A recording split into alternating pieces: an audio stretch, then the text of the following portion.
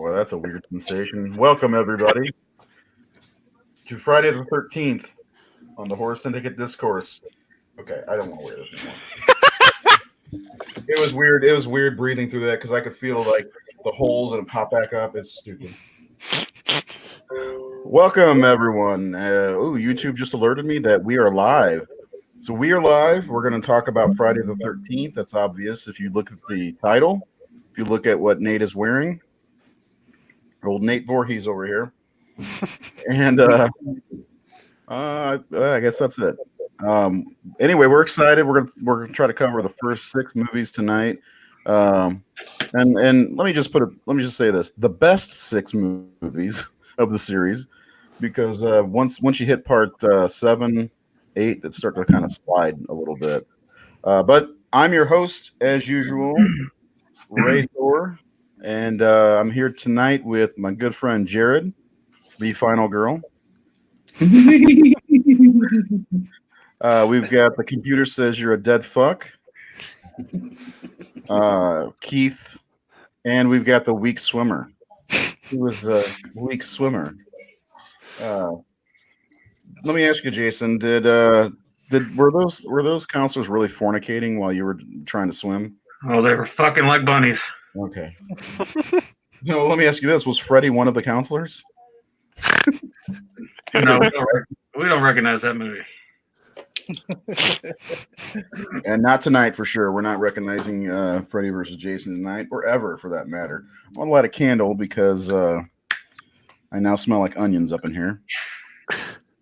But the panel, the crew. We're going to be talking about Friday the 13th, and we will answer any questions. Please, if you have a question, answer them. Ask them in the comments below, and we'll show them up on the screen like this from Alex. What's up, guys? Hope everyone's doing good tonight. Thank you. We hope you're doing well. And David Gill, our number 1 fans. What happened to Chris Hall? I don't know. He was our number 1 fan. We got somebody new here saying, hey, Jason, happy Friday the 13th. Tomorrow is Friday the 13th, and this will be probably the first Friday the 13th. I probably will not watch a Friday the 13th movie. Why? Because I spent the last few days watching all 12 of them. So I will say this: I may go ahead and watch Never Hike Alone, which you can find on YouTube, along with Never Hike in the Snow and Disappear by our good friend, written and directed by our good friend Vince DeSanti. The ghost cut drops tomorrow too. Yeah, the ghost cut drops tomorrow. I wonder how much longer it's going to be. It's probably like 30 seconds and more of the Playboy magazine. I'm just guessing now. I hope the extra scene is just Chef Andrew. Hey, he's here. Chris Hall's here tonight with us. How are you doing tonight? I was wondering if he was a great movie. What would make a great movie? Tell us. What would make a great movie? A killer with a hockey mask on. How's everybody doing tonight? Seth, how you doing tonight? Pretty good. How about you? Steve, how you doing tonight? Tired. Tired, huh? Yeah. Oh Lord, here we go. What would make a great? Oh, he was asking the question. Friday the 13th beats Donald Trump. Okay, Jason versus Trump. Okay, that's all the politics we're talking tonight. Jared, how we feeling tonight? Good. Yeah, pretty good. Nate, are we wearing the mask all night? Okay, well, that's the right way to answer. All right, so we've discussed Friday the 13th on the chat a little bit, and it's definitely one of the top 3 horror series of all time. I'd say Halloween and A Nightmare on Elm Street. I think Friday the 13th might be the top fan horror. What do you guys think? I think Friday the 13th could be the one that everybody loves the most. And I'm asking you people out there too. Let us know. What do you think? What do you think is the top horror franchise, like fan favorite? I really do think it's Friday the 13th because somebody asked me at work today what I thought about Friday the 13th versus Halloween, and let me tell you, Halloween absolutely 100% has the weaker sequels. They might be better, a little bit more serious, but Friday the 13th series is just so much fun. I mean, in part 5, you got a guy who gets killed in a gross shit house, right? Damn enchiladas. Fucking nasty enchiladas. Damn. I mean, it's a tie-up. I mean, definitely Friday the 13th is a huge franchise with a huge fan base, and Halloween also has a huge fan base, and they're, I think, a little bit more rabid than Friday the 13th fans. But I think a lot of it has to do with the Halloween, though, more than just the rest of the series. Because Halloween is that landmark horror movie, and that's why Friday the 13th even exists. Right. Say I don't know how it was when the Halloween box set dropped. I know when the Friday 13th box set dropped, like people were buying it that don't even like buy movies. They were just like, I need it because it's Friday the 13th. Yeah. And everybody was posting about it. Which usually when I Scream Factory release comes out, I don't see literally every single person known to man talking about it. I'm with David Gill here. I like the Nightmare series out of all three of the best. That's 100% for me. I'm a big Nightmare I fan. mean, you got to think there's the diehards for each franchise for sure. Yeah. Mm-hmm. I'm a ride or die Jason guy. Though. I mean, I'm a huge fan of all three of them, so it's hard to choose. I mean, sometimes I'm really in a Halloween mood, and I'll be really stuck there. Oh yeah, But for sure. once I watch a Freddy movie, I have to watch all of them. You know. Mm-hmm.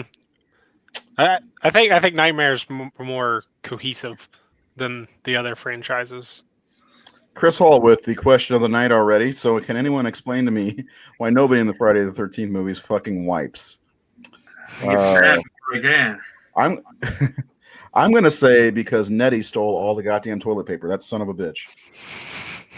Now, to add what y'all were talking about, I've done at least 60 conventions, and without a doubt, the Friday fans are the biggest and the most demanding. And like they're the ones who every show we need more Friday guests. We need more Friday guests. I just think the Jason fans. Again, I'm a Nightmare guy, and Halloween's my number 2. But I do enjoy Friday. But just from my own observations, I think the Jason fans are, I don't know, they're just, and I think that Jason is the bigger icon overall, because I think the hockey mask came to represent the genre itself. I've said that many times, and the name Jason, the kick mama thing just became part of horror culture, or represent the genre, where you got Clark Griswold wearing a hockey mask, you got where it just became the face of horror in 1982. Well, plus that's the other thing. You would see a hockey mask on a shelf, like as a general item, more than like you're not going to just see a Kirk mask on the shelf randomly. Yeah. I don't know what the other thing right about that is that there's no licensing for a hockey mask. I mean, people just make a generic hockey mask. They can't make a generic Freddy mask or a generic Freddy glove or a generic Michael Myers mask. They try. Kind of piggybacking off what you said about conventions, you're absolutely right, man. There's for every Halloween or Nightmare fan, there's 3 Jason fans, and I'm talking about seeing T-shirts and as you go to any vendor booth that sells the shirt, the toys, all that stuff, you're going to see more Friday the 13th stuff, and that could be because also like NECA produced way more Friday the 13th stuff than they have for the other 2 series. Where's my Dream Master Freddy? Come on, motherfuckers! That's the only one I want. There were so many movies. I mean, the 80s, there's 8 films in one decade. It's just like overwhelming. I get to the point where it conditioned Jason fans to just expect another one every year because that's how it was. You know, I was like, it's next year. There's got to be a Jason movie coming. And the other franchises weren't like that. You know, the Halloween fans had to wait a long time for things, and Nightmare was kind of short-lived because it came later. They had 5 movies in it, like a 5-year span, pretty much 6-year span, 84 to 89, where Jason was all of the 80s. Michael came back at the end of the 80s. So, Chris Hall homemade Jason masks are huge in Friday. That's absolutely true. I love almost every Friday the 13th group, though, because Facebook. Yeah, you can find a bunch of guys do it on Etsy. Like there's a bunch of them. Jared, now it looks like you're in a confessional from like a Real World. I feel like I'm on Big Brother right now, and I'm about ready to get voted off.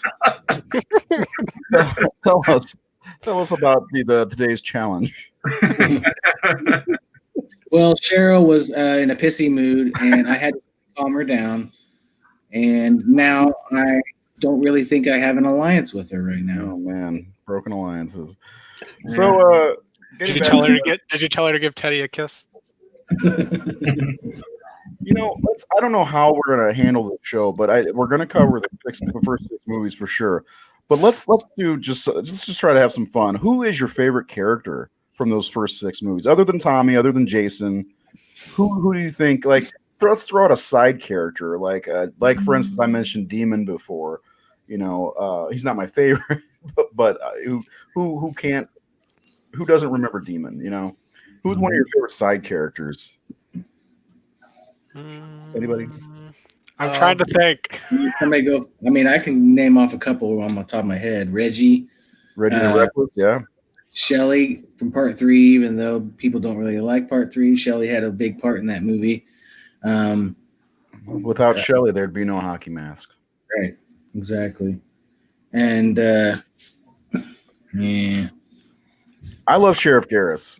I'm a big Garris guy. that's a good one too. Yeah.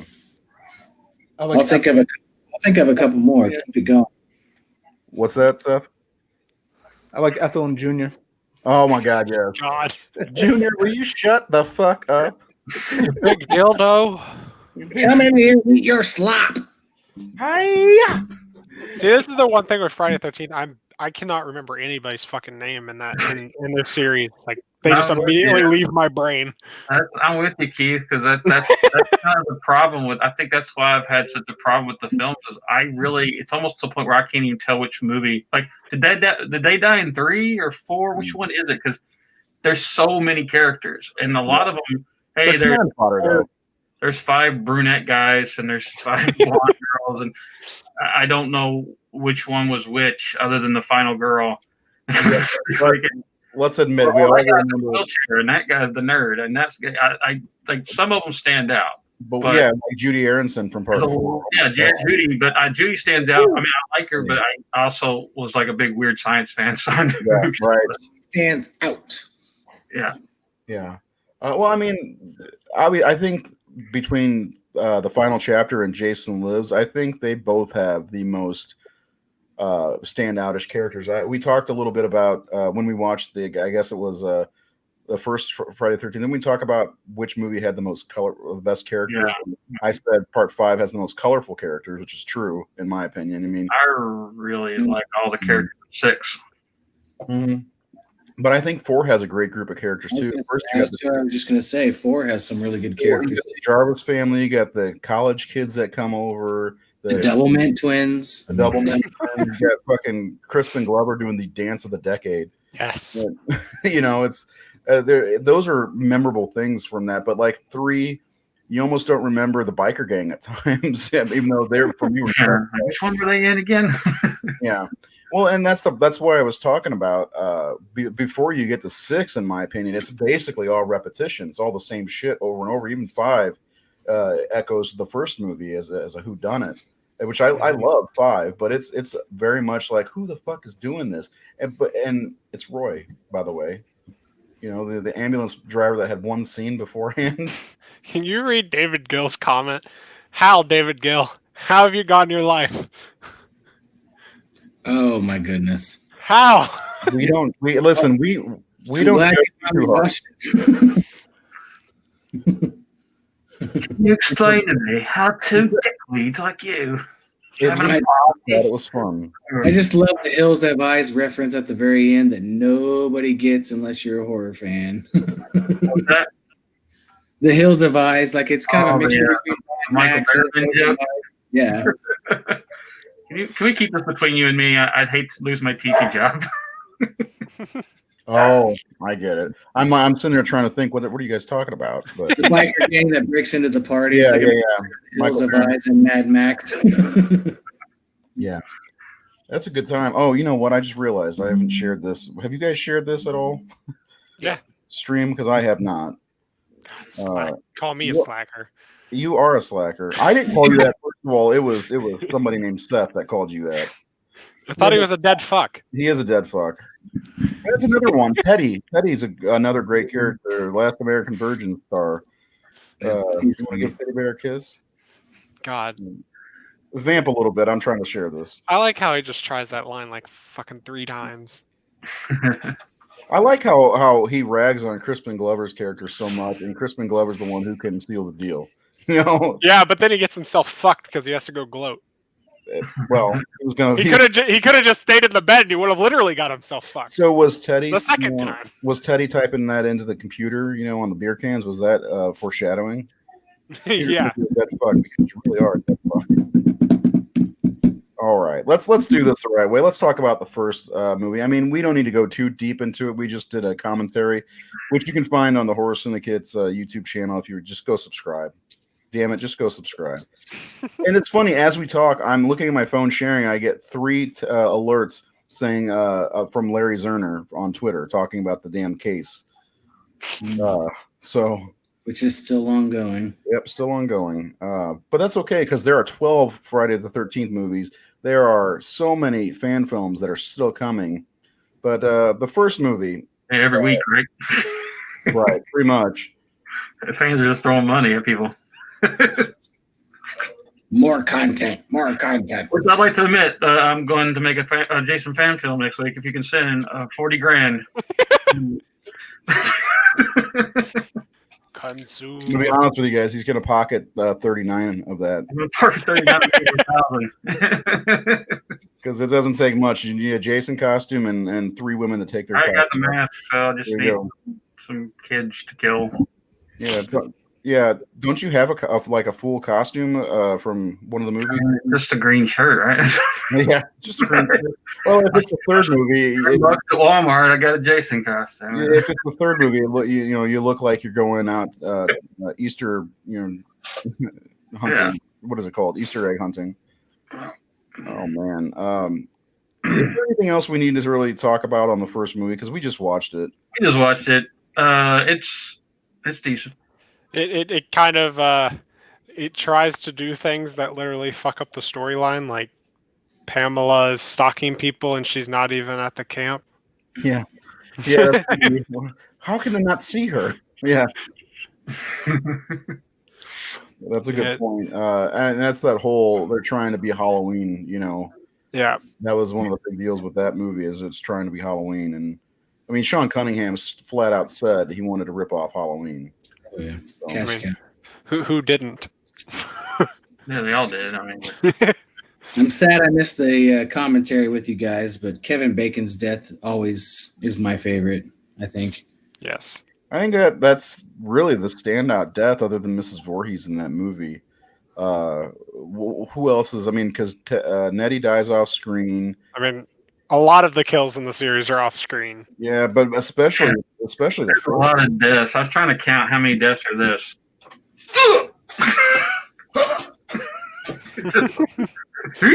A hand falls into frame. Yeah. Or the legs start twitching. I'll be right back. Under the desk. What is this? Police Academy, Ray? Are you waiting on the chief? I just after watching the Crystal Lake memories about that first movie, Tom Savini sitting under the bed trying to like navigate the way that kill was going to take place was They accidentally made the bubbles. Yeah, that too. I had to turn my fan on. Sorry, guys. It was a very effective kill, and the more and more you watch it, you realize his neck is very, very tan. Yeah.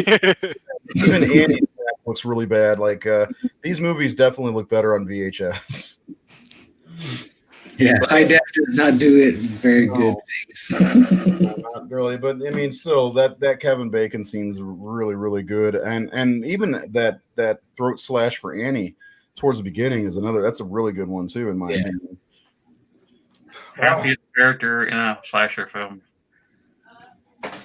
So, is there anything else we want to say about the first movie? Because part two was better.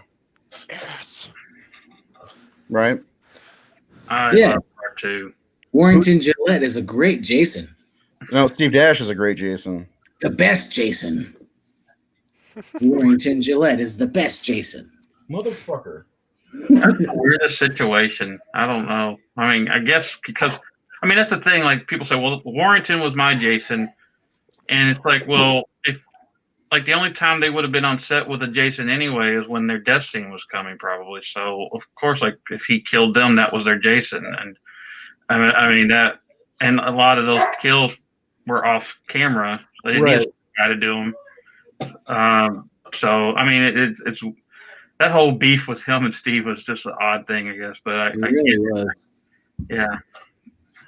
Well, the best part for me was Steve Dash signed my book right under or right over where Warrington signed my book. It was The Real Jason Part 2, and then Warrington signed it. And he saw that. He's like, he still does that, huh? I'm like, yep. So he made sure to sign his name bigger. I'm like, oh, come on.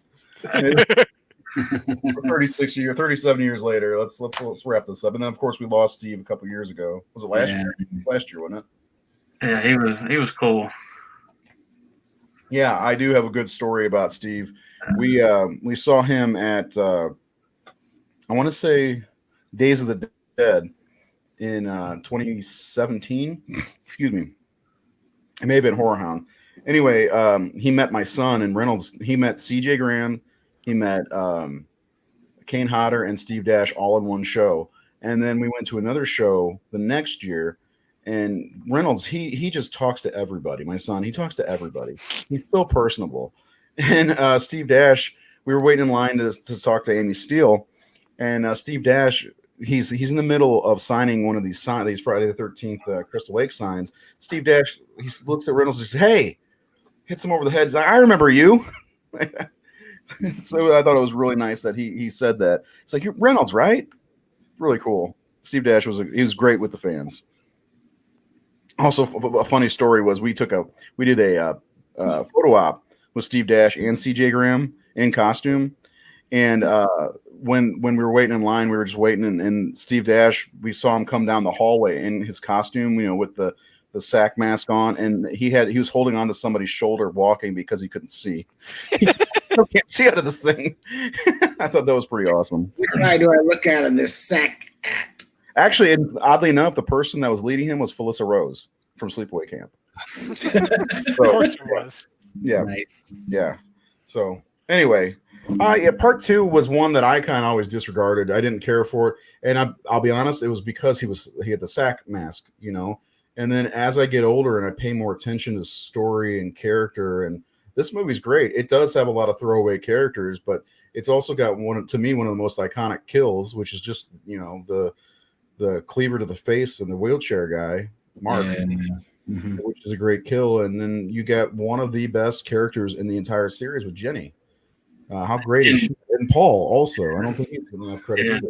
I mean, Jenny's my favorite character, like the final girl, hands down.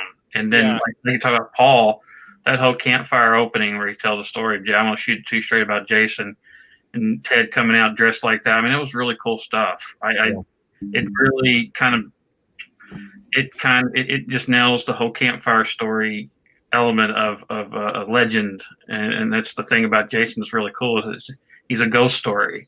Mm-hmm. I like that element of it.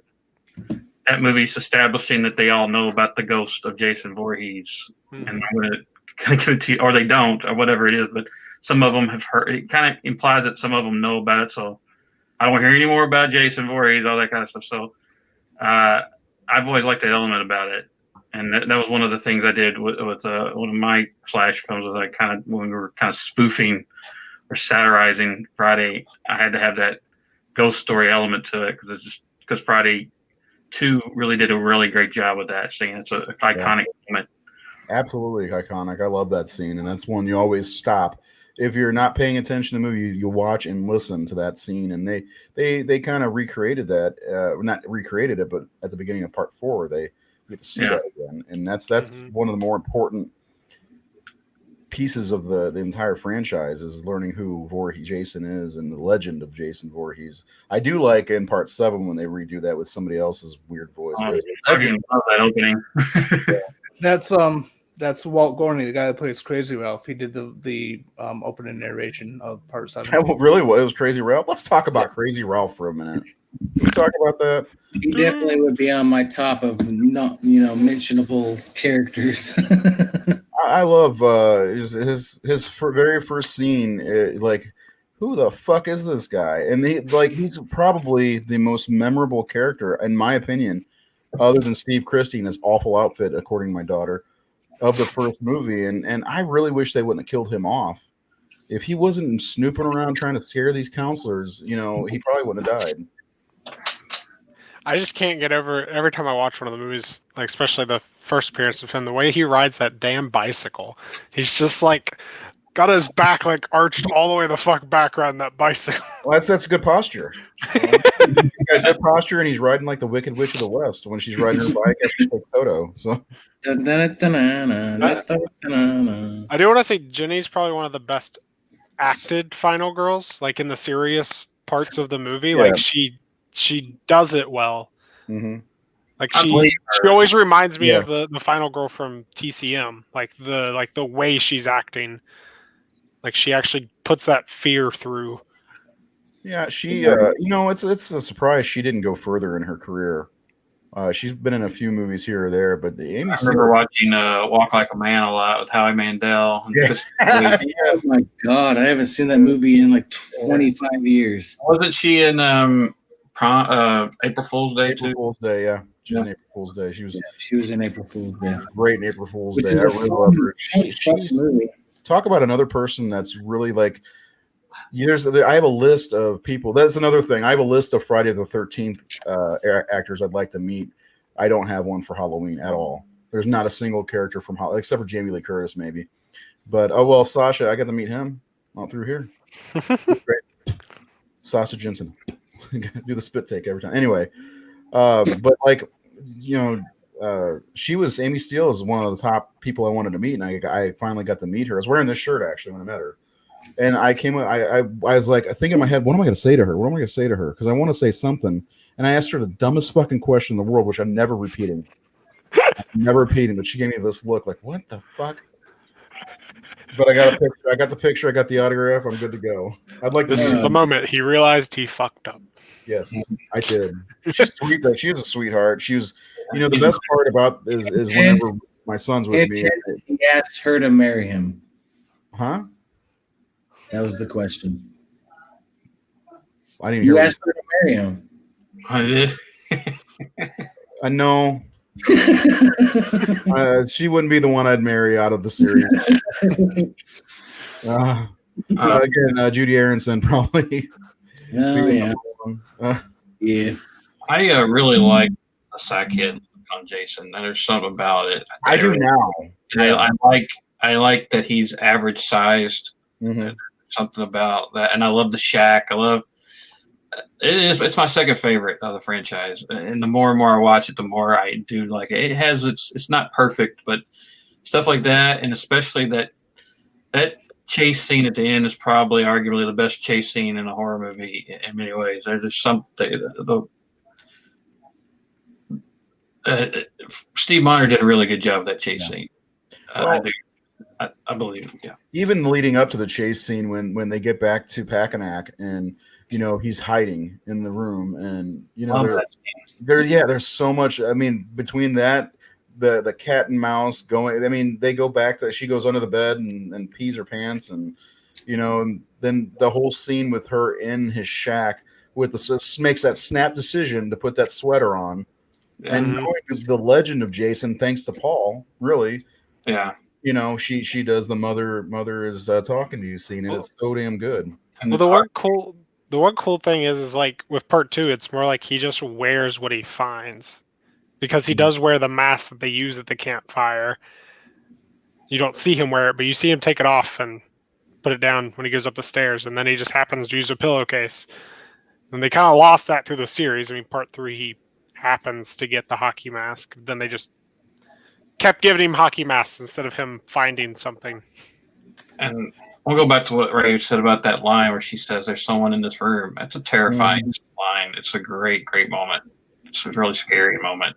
And the best part is she's kind of questioning it. She says, "Paul, there's someone in this room," and then she's like, "There's someone in this fucking room." Yeah. You know, 'cause she realizes, and that's such a great fucking scene. It's got to be one of the standout scenes from the entire series. I mean, it's not like as maybe iconic as the jump at the Jason coming out of the water at the end of the first movie, but it's a really great scene that's very memorable. The second one was my favorite. What does that mean? Is it not your favorite anymore? Just questions. What's your favorite now, Kevin? Yeah, Amy Steele. And it's a downer hearing her talk about. They were talking about bringing her back for the third one, and I would have loved to see her come back for the third one because I really didn't like Chris or anybody from the third movie for that matter, except for Vera. I liked Vera. That's fair. Yeah. So, Seth, you got anything to say about part 2? Well, I mean, you guys pretty much already said everything I was going to say, but to me, like, I've always loved part 2. I've always considered it to be probably the scariest out of the entire franchise, and particularly for that one scene you guys were just talking about with Paul, there's someone in the room, because of me and the whole home invasion thing. But especially like when I first saw it was on VHS and it was all very grainy and I couldn't see him in there until he came out. On Blu-ray I can kind of see him in the shadow there. Yeah. But it was just a very effective moment, and it's a very effective movie. Like if I think my only problem with that movie is probably like the first 5-10 minutes, whatever, with the recap of what happened and just her tossing and turning, and that's like the most pointless opening. The logic behind that didn't make any sense. But other than that, I mean, part 2 is great. And as I said on when we did the commentary, like, I'm not a big fan of Sean Cunningham, and I think Steve Miner and writer Ron Kearns, they took what Sean and Victor did and they did it better. Yeah. Part 2 is way superior. Yeah. I mean, go ahead, Nate. Oh, you go ahead. I was just gonna say, part 1 doesn't even sniff the top 5 in my list, right? And part 2 is number 2. So, yeah, I was thinking about that opening. Yeah, that opening doesn't. I've never understood it, and also that's another thing too. The recapping of that they do. Like, why do they choose to waste 5 minutes of the opening of a movie to show it? I feel like I mean, in the sequel, I guess I could kind of almost get it. It's just like, I mean, back then people would just go see scary movies just to go see a scary movie. It wasn't because they were fans of scary movies. So I guess it's like those newcomers that are coming to the movie, like, here's a recap. We got to tell you what's going on. Yeah. Last week on Friday the 13th. Exactly. It's like that. But I mean, get out of this one. Part of it for sure. But now looking at it now at a home video release, it's kind of pointless. I gotta sit through this shit. It's like when you buy a certain like type of movie where you're forced to watch the trailers because you can't skip them. Yeah. I just want to watch the fucking movie. Well, luckily there's a fast forward button, and unfortunately, Alice, you get fast forwarded over every time I watch part 2. So, they were great in the first movie. The opening scene, obviously. I mean, it was for an extra scare, I think, because she opens the fridge, sees Jason's mom's head, and did it really happen is the other question. It could be just a figment of her imagination in her mind. Because wherever she was, she said she lived in California in the first movie. So Jason came all the way from Crystal Lake, called her on the phone. The guy that lives in that shack, right, has indoor plumbing. and I don't know if I think Jason would have killed that kid that was playing outside at the beginning. Also, I don't know. I think it was just so they could get Adrian back in the movie.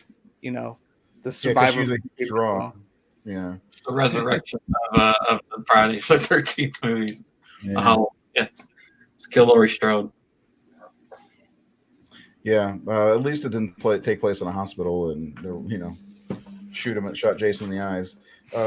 So yeah, the one other thing I'd like to talk about. Nate did speak on was the Jason's appearance with the sack head, and then first of all, when they reveal his face, man, I thought he looked great.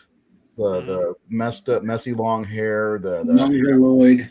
Yeah, because when he It's jumps realistic. through the window, it is. Yeah, when he jumps through the window, it almost looks like it's two different people because you see one side of his face and then the other side of his face. It's just such a great scene. That's another great scene. Not quite as great as the original movie. Keith, was your wife happy that the dog lived? Yeah, I think she was. Okay. I kind of prefer that than to the little Jason in the water, because I don't know. There's something about I love the image of Amy with that pitchfork. And, Oh yeah, that's a great image. Yeah, it's on the German poster, I believe, too. Yeah. I think the reason why it's not as great for me is because, and it wasn't really shocking because I saw Friday the 13th at the young age, but when I showed Friday the 13th to my kids at the first time, Reynolds especially, that got him. That jump out of the water got him. When he watched the second one and everything was calm, he's like, Jason's gonna jump in here somewhere, and he did. He's like, I told you. I'm like, okay, that it looks better. I love the breaking through the window and grabbing her, but in the biggest problem with the first one, in my opinion, was it real? No, it wasn't, because Jason wasn't that small. She imagined all that. But no, I like it a little bit better, I think, too. But it's not as iconic because some people might be expecting it, in my opinion.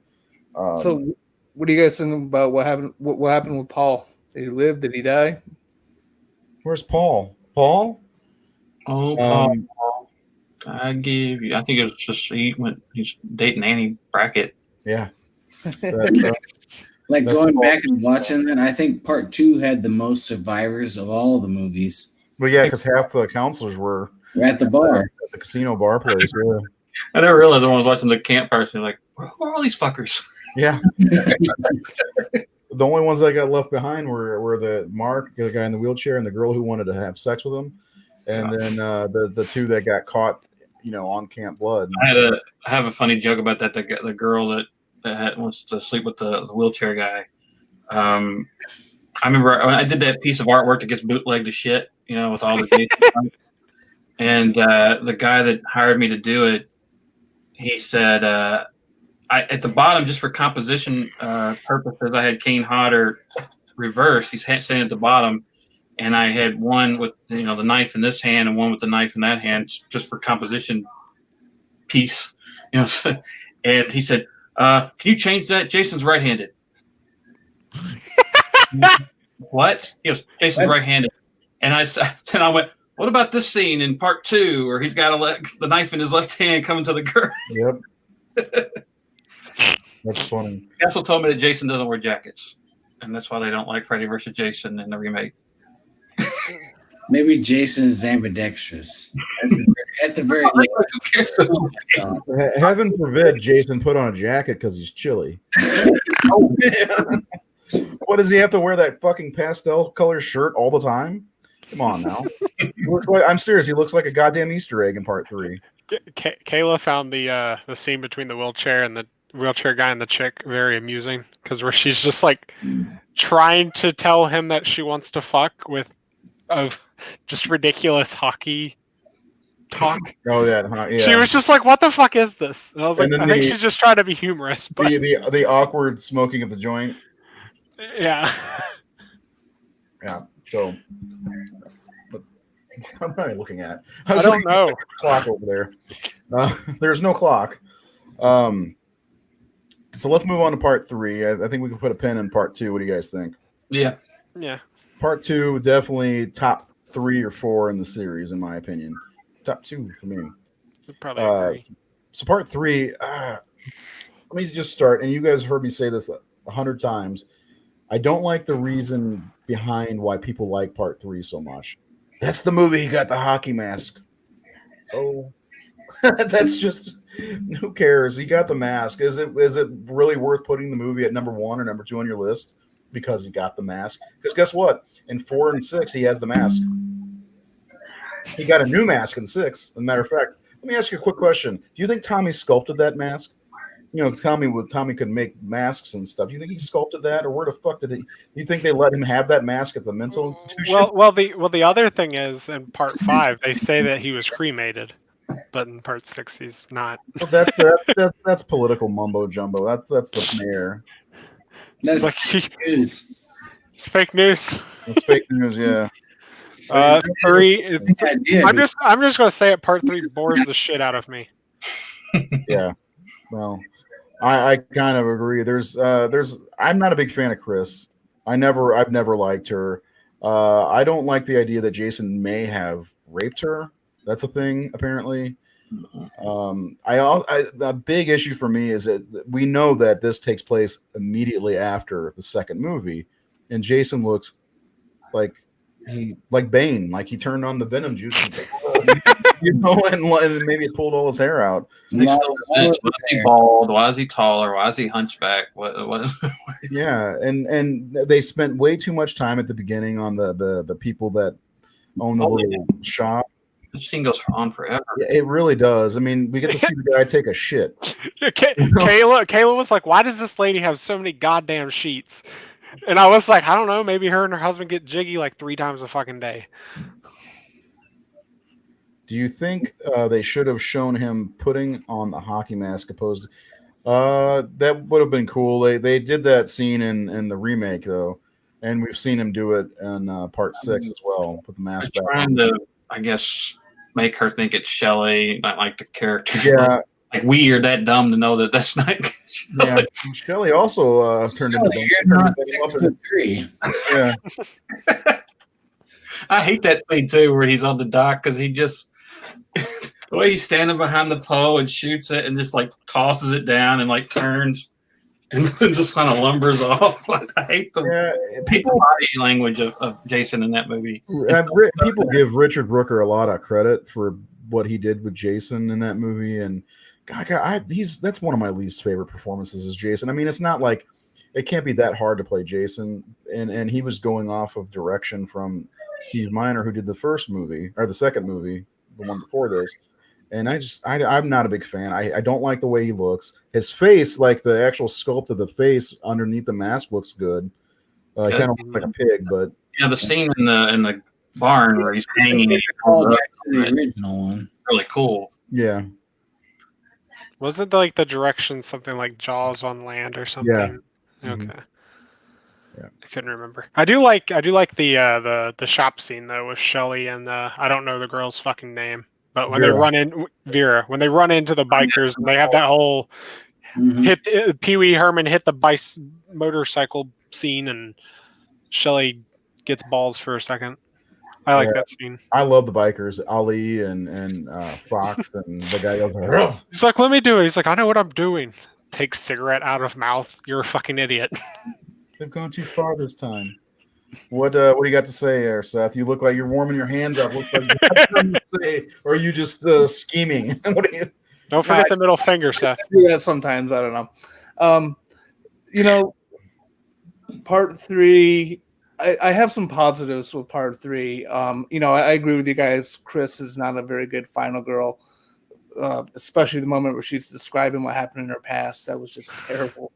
But some of the positives, I like Harry Manfredini's score, not the disco stuff, but I love the disco. His actual score, especially like that scene where Chris is shouting for Rick outside, and when the camera pans back. That's my favorite scene in the movie. Just him crushing his head in the shadow. Yeah, great shot. Yeah, the score for that, I really like that scene. I like Shelley to an extent. Not so much the whiny side of him, but the fact that this is the first fool in the series that it pulls these pranks, and where that kind of pays off with his death.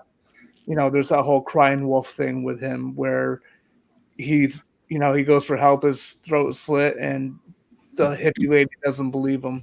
Right. I kind of like that because everything he did before then paid off in that moment. Cry wolf scenario. Yeah, he realized he was fucked, and and as far as the whole thing with Chris and the implied rape, I just don't buy it. I know I said it before. I always assumed she just got away. Like Jason's never had to pull down his pants to go to Pound Town, so it just doesn't make sense that all of a sudden he's going to get all sex nuts and retard strong for this chick. To me, it just seemed like it was a poorly executed attempt to say that she survived a potential attack from Jason in the woods. Mm-hmm. But with the way that she said it and the way that she's acting, it kind of takes it into a totally different direction than it should have been. But I mean, I kind of like part 3. I also like the handstand kill. I thought that was pretty cool. That's the best one in the movie, in my opinion. Yeah. It's kind of inventive, too, because they filmed it shooting up at the guys. Yeah. I agree. Thing. Hitchcock did that back in, what fucking movie was it? He did that in like the 30s, 40s, or something. 40s, maybe. With the glass floor. It's cool, though. I like that scene. I mean, there's some, and they redid the Kevin Bacon kill with I don't know her name, Debbie or something. There's some great kills in that movie. That's basically what brings me back. I don't watch part 3 just like, I need to watch Friday the 13th part 3. It's usually I watch it if I'm rewatching the series because I'm not a fan of it. I do like some of the characters, but not really. The old man in the road with the eyeball. He gave me this. Great. Unfortunate burden of being a 3D movie. That's another reason why I think this movie suffers. And that's why I want to play devil's advocate. Because that's why I want to play devil's advocate. Because do it, Jared Confession. Yes, I'm going to be real right now. True story. Okay. So, yeah. In the early 80s, that we had a barrage of 3D horror movies. Amityville did one. Jaws did one. Obviously, Friday the 13th. They were fucking terrible. But the tin version that had the 3D version with the glasses, there are actually a couple of moments that really are good. And I don't know if for people that have to wear glasses, it's obviously hard to actually like put those glasses on top of glasses. But I mean, there's a couple moments that are actually really good on that. And I think the movie gets shit on because of everything else. But at the same time, there's some very effective moments of the 3D. We got the yo-yo. I'm going to break your string. You guys are making fun of the eyeball. Well, here's my camera. But there's the one that always sticks out is whenever he gets the axe to the head and he's coming and you can see his hands coming out. That was really good use of the 3D. Yeah. Which nobody could see me because I just realized I wasn't on camera. But this. Steve Miner. Go ahead. I don't like watching that movie unless it's in the 3D realm because at least it kind of just takes me away from how shitty the movie is. I would agree with that because I just watched it like the 2D version and I immediately wish I just would have watched the 3D version because I don't know if you guys notice it, but when I watched the 2D version, it's like there's like a blur ring going around the edge of the scenes and it just fucks with my eyes and I hate it. Sounds like your 4K TV sucks. Oh my god! It's always done that. Let's talk about the end of the third movie. That last Jason and Chris, the chase, the barn scene, the axe to the head, the hanging of him, all that good stuff. That's saves the rest of the movie, in my opinion, because it's pretty damn good. And this was originally the first death of Jason Voorhees. Really, they were going to end the series with this, and then they brought in Joseph Zito and made the boringest Friday the 13th of all time. It's Friday the 13th Prowler Part 2. Anyway, no, but let's talk about the reveal that's her attacker, and what do you guys think about that? I mean the reveal of the face at first makes sense because like he's taking the rope off and it pulls his mask up. But then like the next shot, whenever he's pulling it out, it literally just like looks like he like pulled his mask up. Was like, hey, what's up? It's me. And then like puts it back down. Remember me? Yeah, like that exactly. Yeah. Ta-da! But it's because of that, like the way they cut Hey, it, like it just makes it look weird to me every time. Yeah. Yeah, it is. But then she fucking smacks him in the head with an axe. And he gets that signature axe mark in the mask, which I love. I love that even the mask from Jason Takes Manhattan has that. Did they sell novelty Jason Voorhees masks or something? Because how the fuck the yellow mask has that? Anyway, and Tommy Jarvis's mask, which is not the mask from the movies, if you remember, he gets the mask broken by Trish, and maybe Tommy refurbished it. Who knows?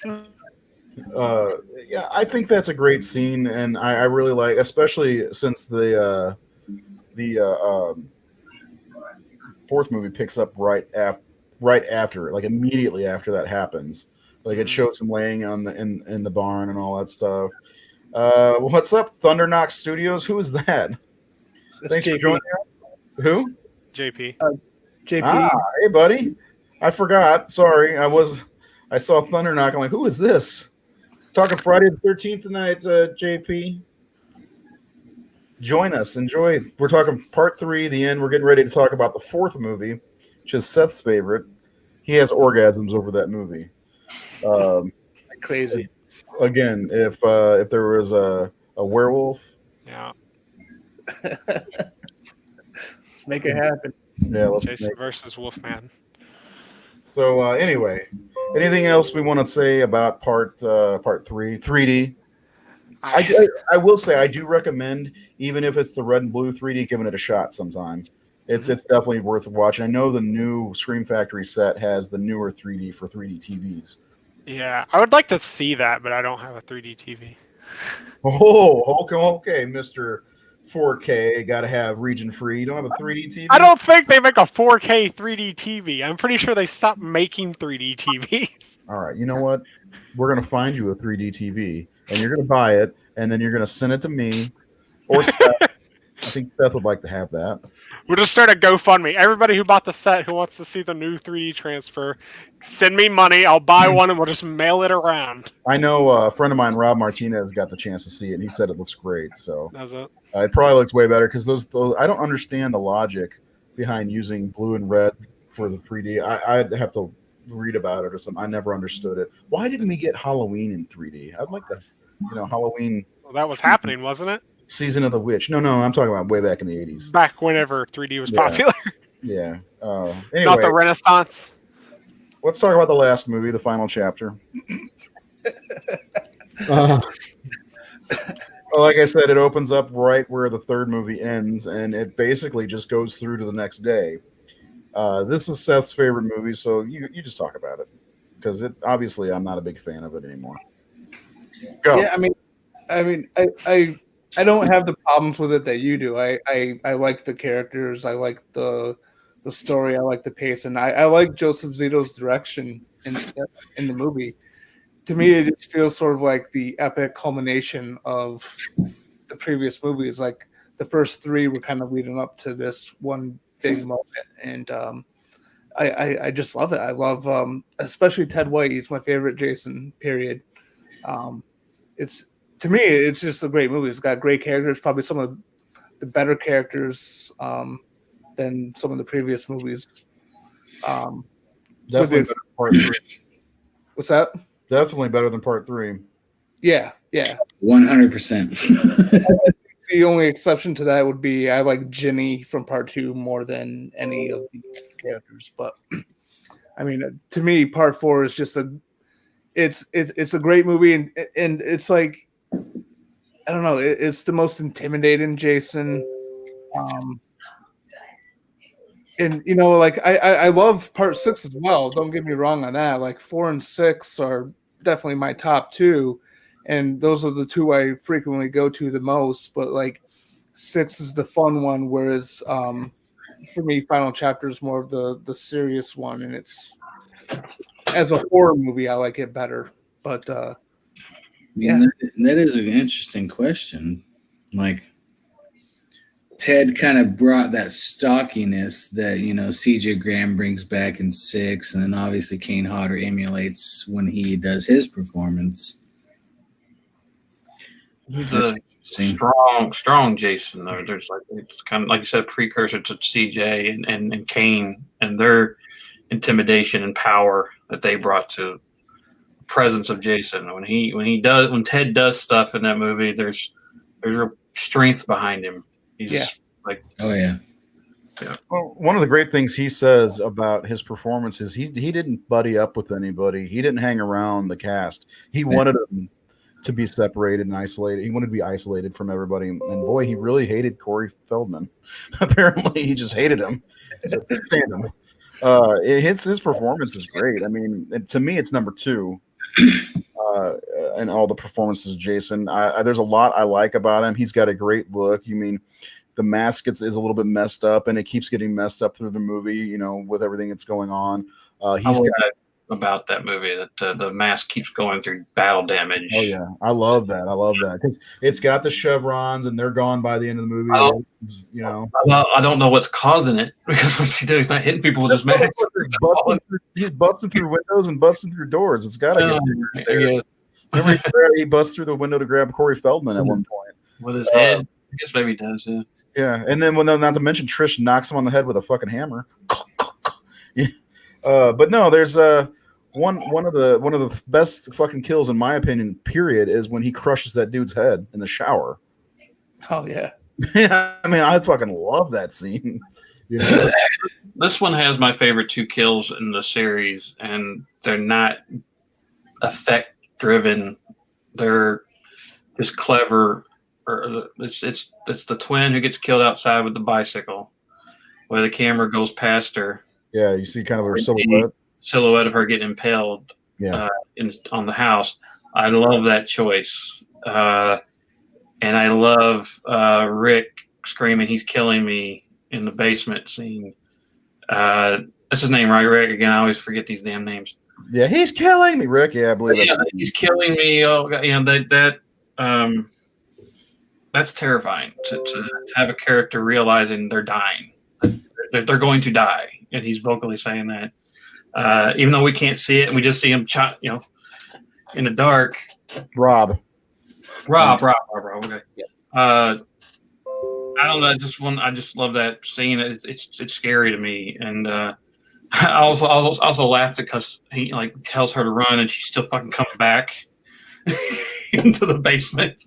He just died for you. Get the fuck away. And then she yells at Corey's character for doing the same thing. You were supposed to run. You were supposed to go away. That's actually a good scene. She's a really good character, Trish. She's very good, and I don't know if she's overshadowed by Tommy Jarvis, but she's one of the better characters in the series. I mean, think of all the shit she goes through from, the first time seeing him. She gets chased by Jason, and I mean, she stands up to him too. She swings a machete at him. She hits him in the fucking face with that hammer.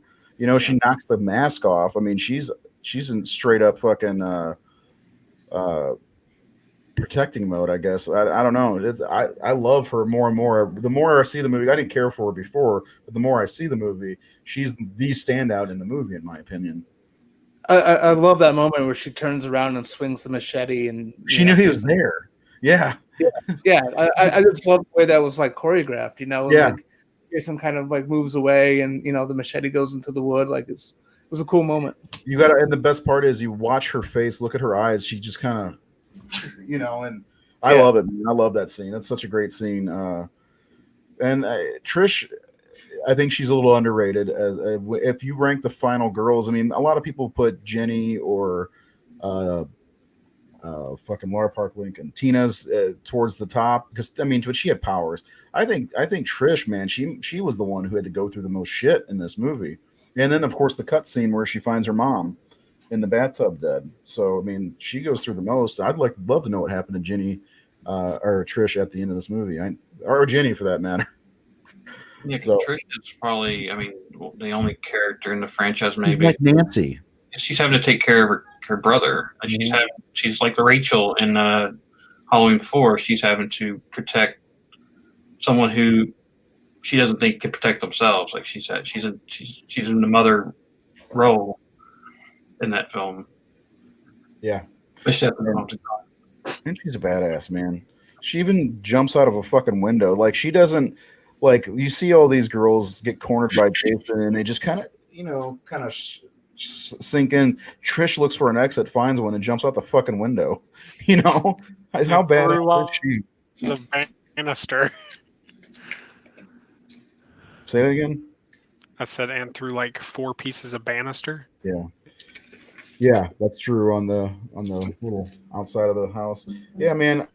Listen, I'm just giving the movie shit, joking around. I like Part 4 quite a bit. It's really a good movie, and I think they make Jason more terrifying than he was in the third movie. Oh yeah, yeah, and that's really attributed to Ted White, and I mean, he's still alive. He's like 94 years old. Can you believe that shit? It's what he like John Dwayne's double or something. They say. Oh yeah. I kind of like with like 2, 3, and 4. There's sort of like an evolution of Jason.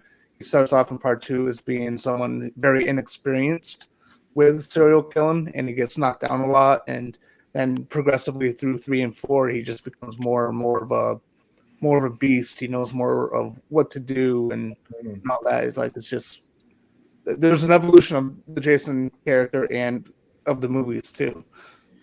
Yeah, and so like we said about the mask, even his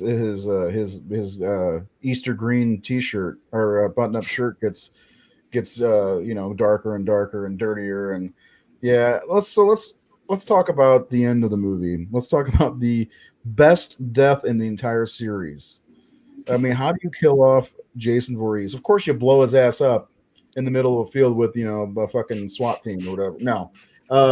No, I mean, this is awesome. Fucking, he gets a machete to the side of the face, falls down, and the machete just slides through his fucking skull and his head and everything. And what the fuck? What a great effect that was, too. Not to mention he gets a machete to the hand and his fingers are split. Of course, it's all healed by Part 6, but Savini, man, he was ahead of man. This effect. Yeah, Savini, this was like the culmination of everything he'd learned up to that point, or the advance. Like, and then he topped himself in Day of the Dead, of course. But like pre Day of the Dead, this is pretty impressive stuff. I like kill Jason off. Huh? He wanted to kill Jason off. Yeah. No, he's even said he read the script for 2, and he's like, "What? Jason's the killer? Well, I thought he was dead." Yeah, I don't think he was on board with that. I don't think anyone was. Apparently, all the fans were on board because they they kept the series going for still going basically. So yeah, Friday the 13th Part 4 is a really good one. It's top 5 for sure. Some people say it's number 1. A lot of people say it's number 1. Jason Lives is number 1. So let's move on. Right? Are you at the end of episode or the third movie? That's a good kill, but I mean, obviously the death scene at the end of number 6 is where it's at. I mean, you're literally fucking fighting in a boat, and you're gonna be burying him underwater. Like, in my opinion, that's his best death. Yeah, it's more like his tomb. I think was what Tommy was. It's like there's no way to kill Jason. We'll get there. We're not there yet. Listen, I'm ready for a new beginning. Okay, are you guys ready for a new beginning? New beginning. Codename repetition. Friday the 13th 5 and the new beginning. A new beginning. So this movie beginning. Yeah, hashtag a new beginning. This movie gets still to this day a lot of hate, and I don't understand why. There you go. JP says it all. The relationship between Pam and Reggie.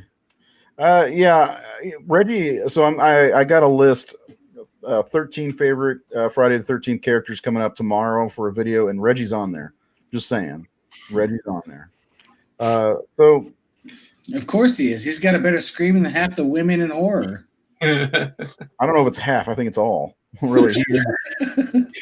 Him and Mark Patton had a running contest. I have to say, I just watched part 5 today, and I've always kind of felt it, and I really felt this way.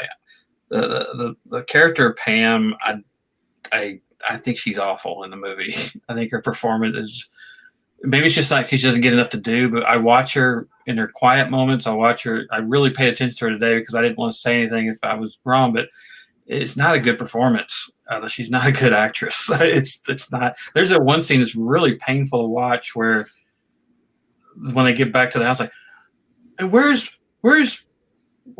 Tommy, and where's Grandpa, and where's, I don't know. It's like this 2-minute scene, or where is so and so, and it's awful. It's so badly written and acted. I could see that. Her best performance is literally like the last 10 minutes of the movie. And her best thing is when she's afraid and fighting, but everything else is like, she is not a good actress. Like, she's not. Yeah, I mean, Danny Steinman, I think, is who directed this one. He was known for making porno movies, I think, and one of his actors. Yeah, I don't know if he was part of the casting. We got porn dialogue. Well, I mean, yeah, porn dialogue, and you got Debbie does Crystal Lake, the biggest jugs in the whole series, and also you got the woman with the smallest jugs in the. Well, I guess it wouldn't be jugs. I guess they'd be like teacups. But I like this movie. It took a long time to grow on me. Of course, the reveal that it's an imposter Jason really kind of pissed, I think, a lot of people off, and that which led to Jason coming back. It chafed a lot of buttholes. That's for sure. Yeah, but like over the years, it's grown on me so much to where it's one of my favorites to watch. It's fun. You've got ridiculous characters like the 2 sex-craved teenagers. And you got, I mean, that scene where the guy wears Tommy's mask and he's like, "It's just a joke, Chief," and he's punching him in the arm, and Tommy flips over the fucking table. And then Junior and Ethel. I mean, so many fun, colorful characters. It was nice.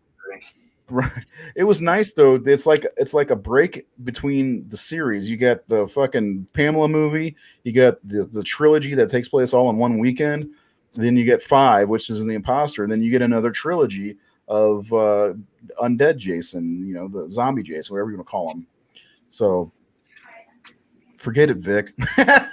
Yes. Oh man. And then of course the movie is the whole reason that there's a Jason is because of a fucking chocolate bar. Yeah, I think you're really out of line. You're out of line, Vic. I got an extra candy bar. Just don't tell the girls. Some of the things I was thinking about today, and it could be explained when I watched it, was okay. He starts killing all these people who have nothing to do with that house of people that he's really what sparked his revenge.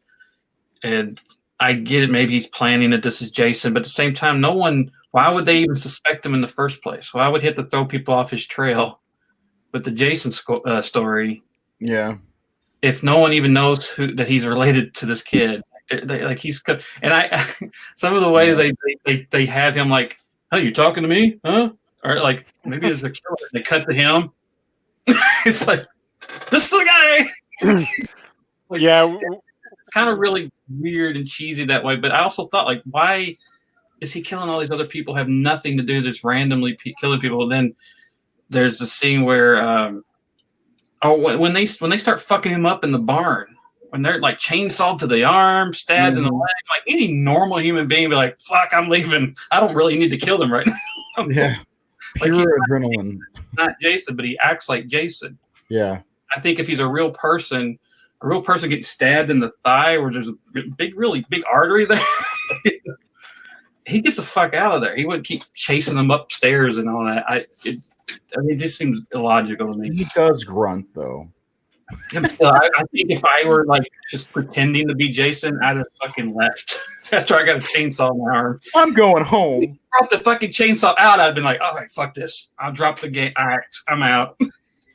I mean, I agree with you on many of these points, but I still love it. I still like Roy, and it's just a silly movie. I mean, I try not to overthink Roy's whole motivation anyway, since the fact that he kills everyone except for the person who killed his son. But That's true. I just like the fact that thematically this went back to the first movie, that there's the avenging parent, and how this person is using the legend of Jason to do that. I like that aspect of it, even if it doesn't logically make sense, or you know what I mean. Yeah, I agree with you. Because I mean, to be honest with you, there's no fucking way Jason could come back from what happened at the end of part 4. You know, and Being human, no. right, and you know, if the series did do what they seemed like they were leading to do, which was to push Tommy over the edge and have a different killer for each movie going forward, I would have been fine with that, because they would have gone back to the first one, and you could still have someone wear the hockey mask. I don't see why it has to be specifically Jason. You could have someone wear the hockey mask. It could still be a mystery, or even, you know, not a mystery, or, you know, it's Tommy. But I mean, where were they going to go from there? Were they going to go with Tommy originally, and then they realized that the imposter Jason wasn't working? So I believe that's what they wanted to do. Yeah.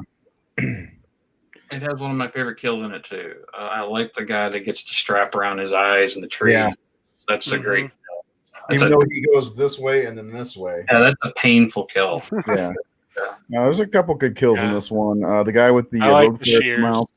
Yeah, the shears. Well, you just like the boobs. I like that scene further than the shears. Yeah. Wolfie's just fine, or the Wolfie's fine video out of that too. Oh, that's really good. Yeah, the Deborah Voorhees homage. This is a good point here. First time watching, of course, you know, I don't remember the first time I watched any of these really, except for part 6. But the reveal was so badly done when he first watched. He had no idea who Roy was by that point. That's a good point. I can't tell that's him. Like, well,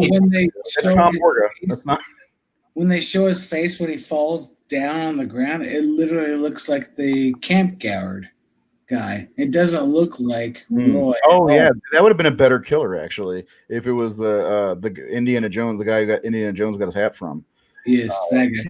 No, that's it. Looks like that every time. It looks like him. You're right. It doesn't look like what's his name, Dick Wheeland or Wheeland. Dick. Can anybody help me out here? It's probably that guy, like Dick's, like one of his big features are his those eyes. Mm. He has eyes closed. I can't tell who it is. A man with no life in his eyes. He looks like, I don't know why, but every time I watch it, Roy looks like a great value version of Loof. Loof Rigno.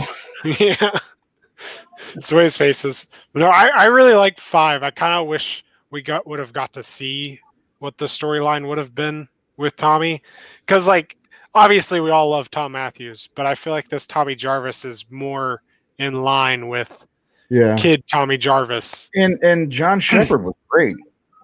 I thought he kicks ass. Yeah, he does kick ass. Yeah, no, he was very badass, especially in his fight scenes. And like, so if the series went on with him being a killer, he would have been a beast of a killer, man. It's like they're like, oh yeah, we're gonna bring Jason back to life, and Tommy Jarvis is here, but he's a completely different character. He's just cooler. It's absolutely 100% the season of the witch of the Friday the 13th series. It's the one people hate because they tried to do something different and they had to go back to formula with Jason Lives. So, which I don't hate them for that, because Jason Lives is my favorite, and it's. If I'm going to watch a Friday the 13th movie, I'm watching Jason Lives. Just like if I'm going to watch a Nightmare movie, I'm watching Dream Master generally. So, any last thoughts on A New Beginning? I love it. I love the characters. The characters probably like the best part. Yeah. One of our viewers asked about the masks. Do we like the blue chevrons? I love it. I do. Mm-hmm. I like it. Yeah. That's actually one of my favorite masks in my collection, which is... I think it's awesome, because you don't really realize that, you know, they're taking you on a ride until the end, and you could have definitely noticed because the mask was different. Yeah.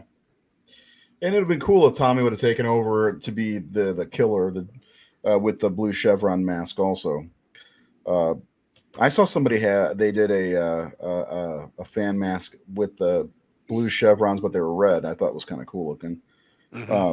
But that movie led directly to the best movie in the series. Jason. Let's okay. A show of hands. Who thinks Jason Lives is the best?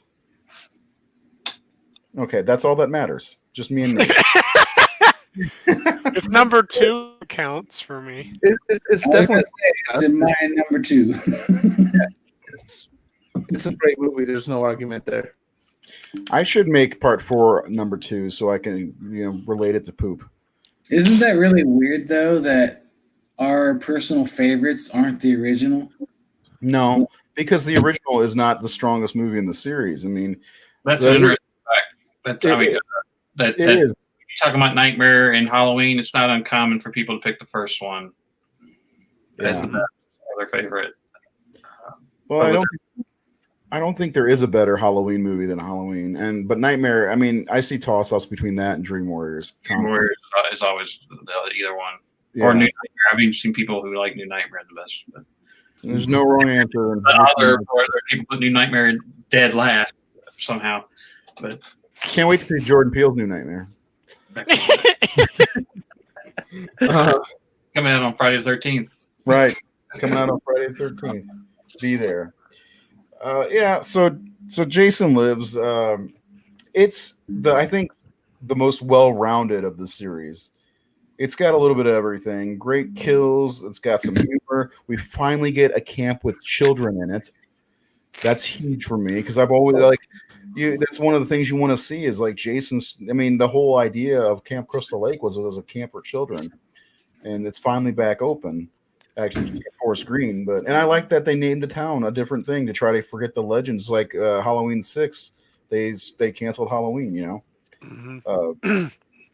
I love Jason Lives. I mean, everything about it. I love Megan. I love Tommy. Tom Matthews is so great. He plays the role so well. And let's just start with the opening. You get the truck storming down the road. You see the mask, and then you see there's Tommy behind the wheel with Haas from Welcome Back, Kotter.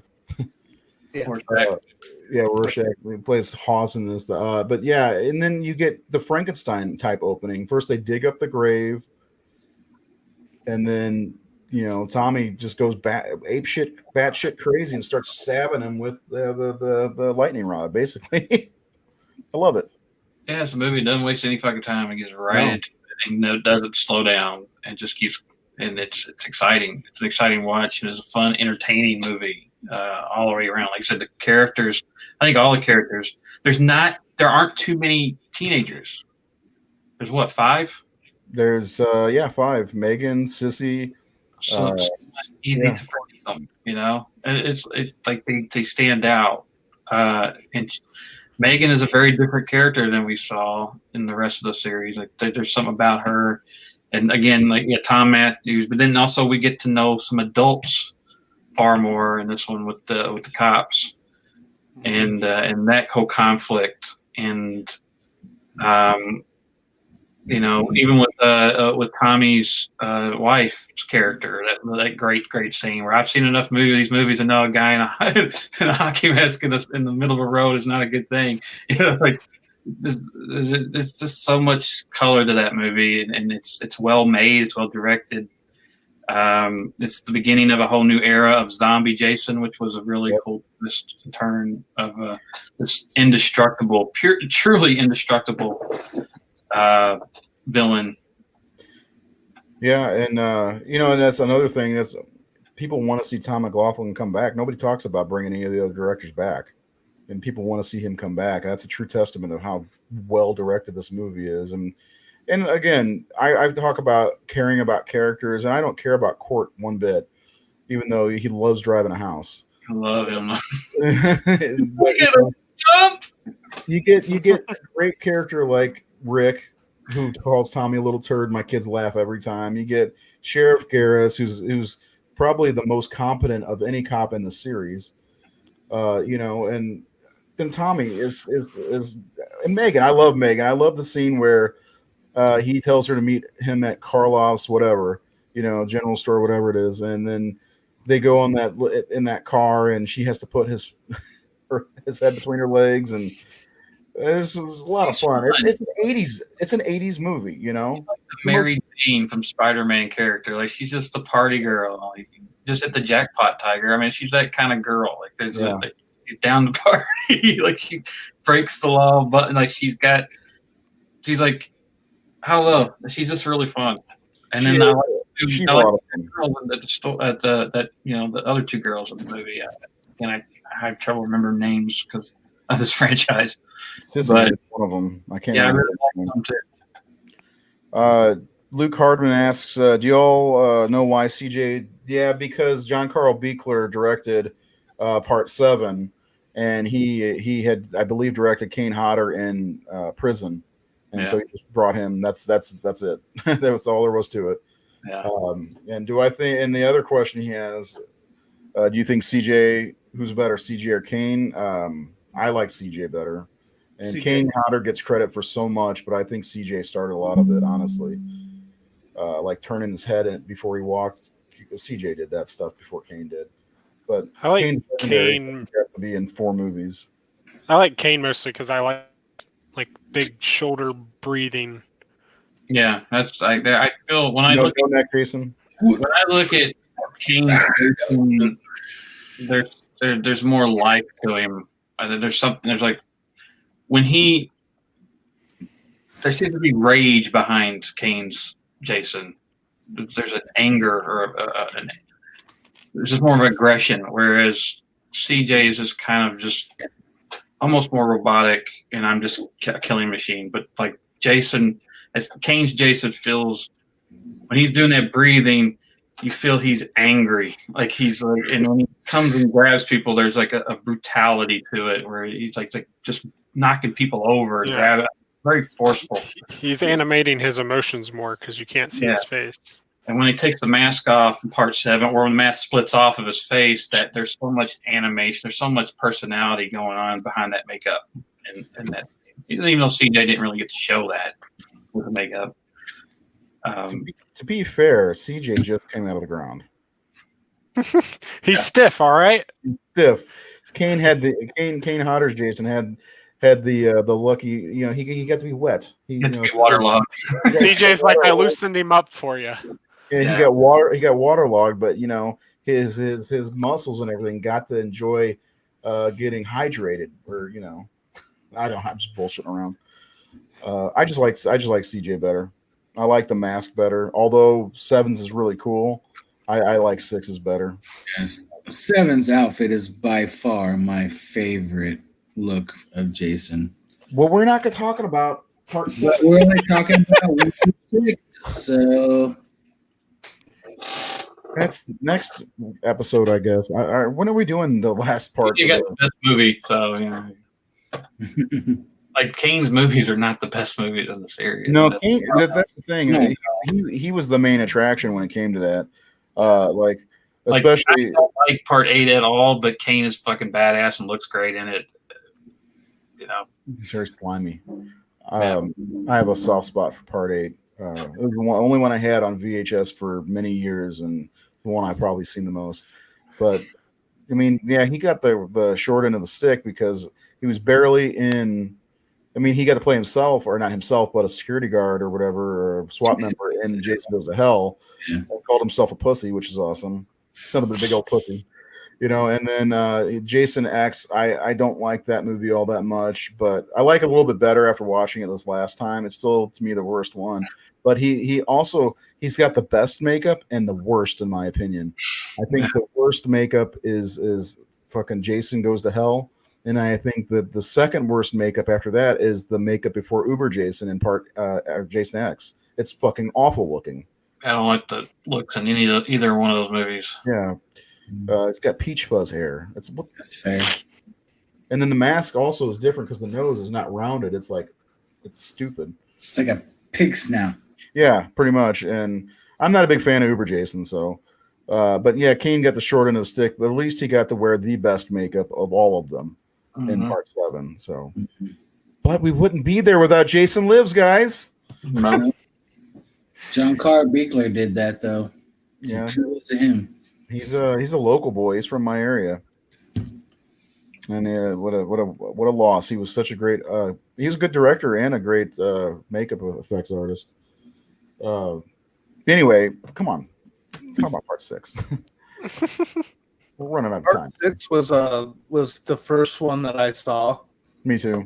in its entirety, and it just drew me in. It just because I went over to a friend's place. I was working at Ames at the time. I was like 16. I went over to a friend's place, and he was watching, I think, part 3, and it was like the third act. And so I saw that. I'm like, oh, I definitely need to watch these. And he's like, you have to see part 6. So we walked over to the video store, rented part 6, and I just right from the beginning, right from that opening shot, of the truck speeding through, I just got sucked in. I had such a good time from start to finish, and I was like, I have to see all of them now. And I went through my marathon. And that's your favorite, right?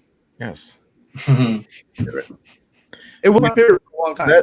That's a fucking magical story. Let me tell you why that's a magical story.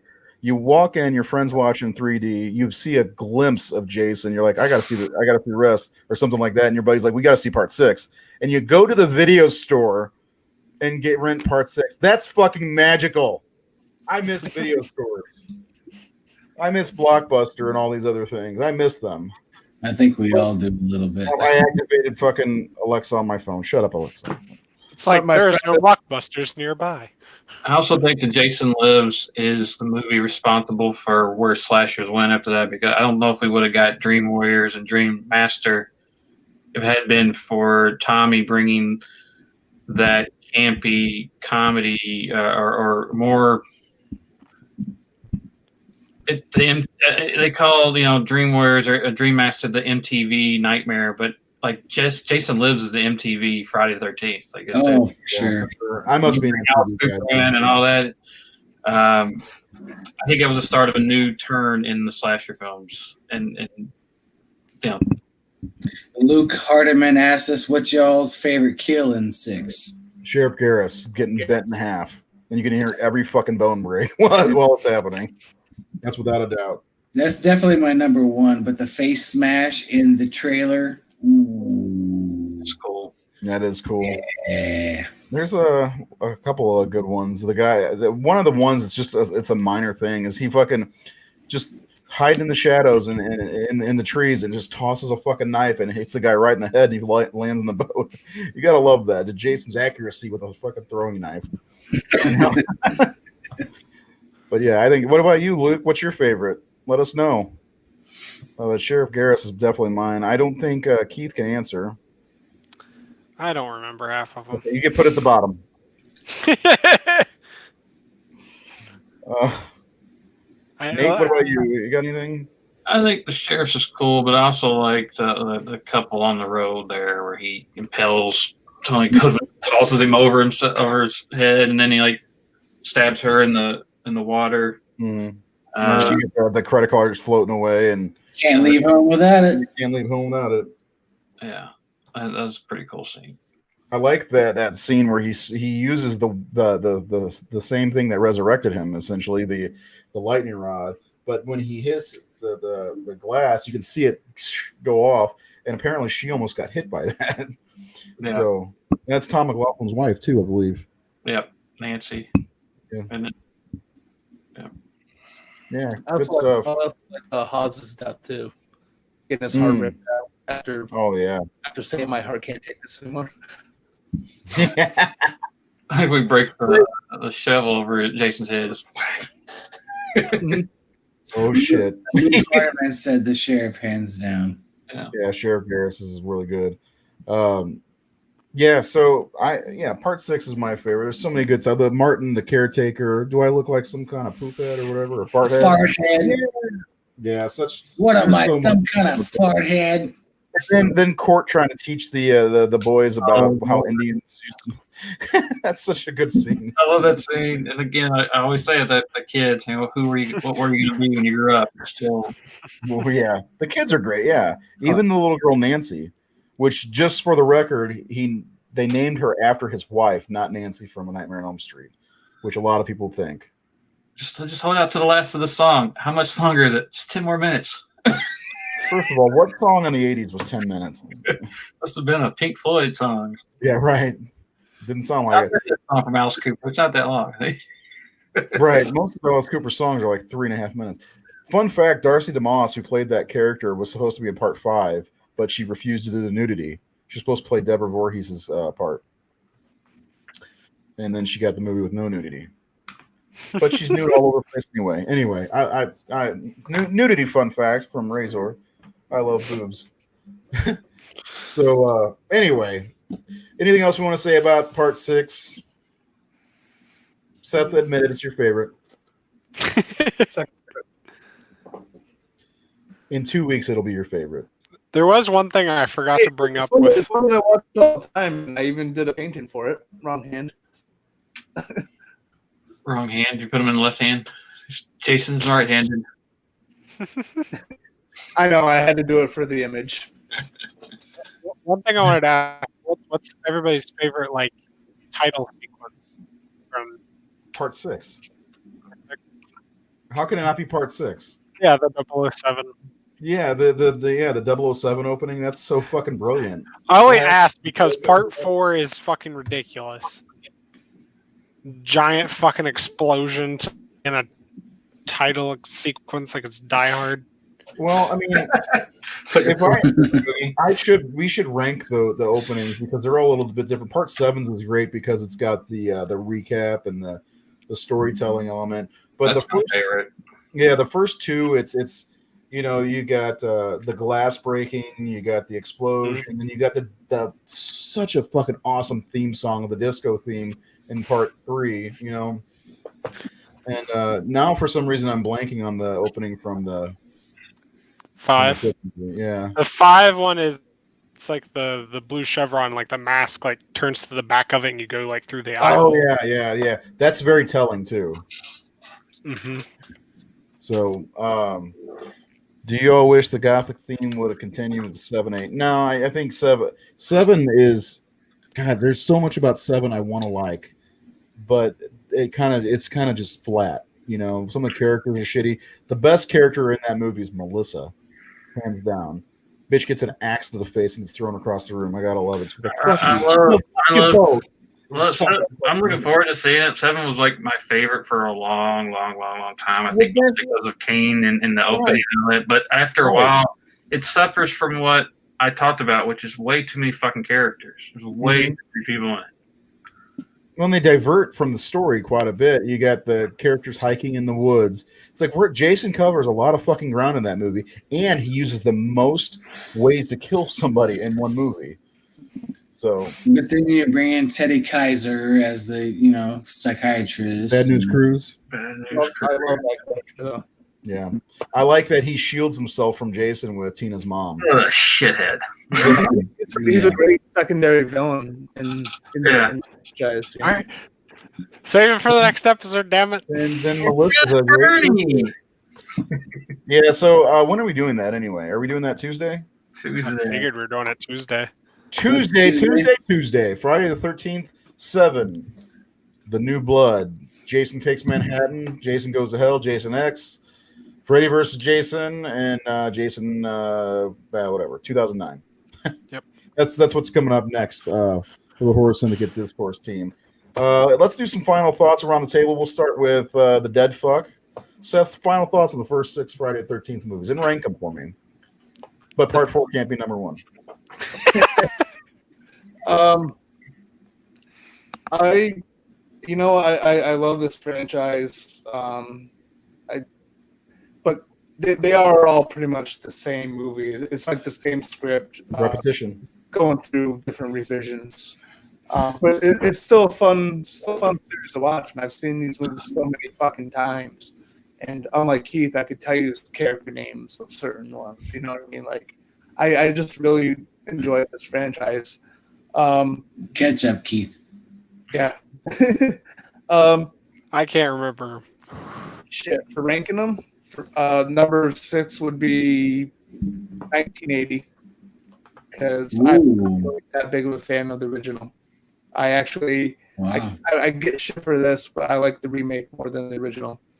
And then 3D, and then New Beginning, and then Part 2, then Part 6, then Final Chapter. Okay. Jared, the final girl. Tell us your final thoughts, and if you want to rank them. Just the 6. I don't want to rank them. No, I mean, catch up. It's my favorite franchise. Like watching USA growing up in the middle of the night, there was always Friday the 13th Part 4, Part 5 playing on USA like in an even night. Wow. Should I rank them? If you want, you don't have to. Okay. Part 6 is number 6. Just kidding. Just kidding. You're muted. You don't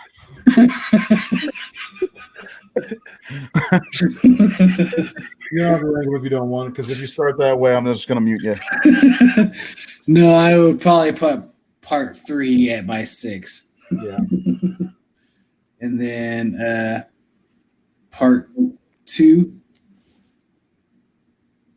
Really? Part 1. Really? I do like Part 1 a lot. Part 4 is a really big heart of mine, but I mean, honestly, it's like give or take. I didn't vote Part 3, did I? No, you didn't say Part 5. Or Part 5. This is how Part Jared 5, Part 3. It's the Part polar 6, Part opposite 1. of Nathan. 6 and 4 are interchangeable, in my opinion. Yeah, I think ones are kind of goes with the fan base. I think you're right about that. I just like giving people shit about Part 4. Keith, final thoughts, and if you want to rank them. I need to watch these movies more because I can't remember shit about them. But Didn't you I just like watch the first 5. Yeah, I did. I already forgot. Dude, 3 just put me to fucking sleep. I can't even fucking so number do 6 it. is 3. Okay. It is. Maybe. Probably. Okay. One thing I was gonna say, series is like having a sandwich with spoiled bread on each side, and like fresh deli meat in them. There you go, Kevin. He knows what he's talking about.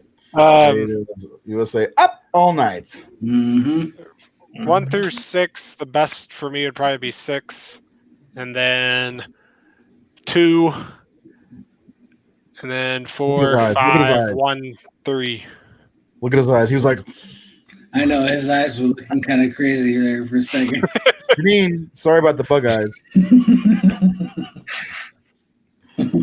Kevin ranked them for us. He went least favorite for him is. Hold on, what? Wow. Least favorite's number 6, and your favorite's number 1, or is it backwards? I don't know. I don't accept that. Nate, final thoughts. Final thoughts and ranking. Come on, weak swimmer. Yeah, okay. What shirt are you wearing? What is that? It's Kill Bill. Oh, okay. So who's the blonde girl? Uma. I really do like these movies a lot, and sometimes I give them shit, but I think more of my shit goes toward them because a lot of the horror community holds these movies as like all fall below it.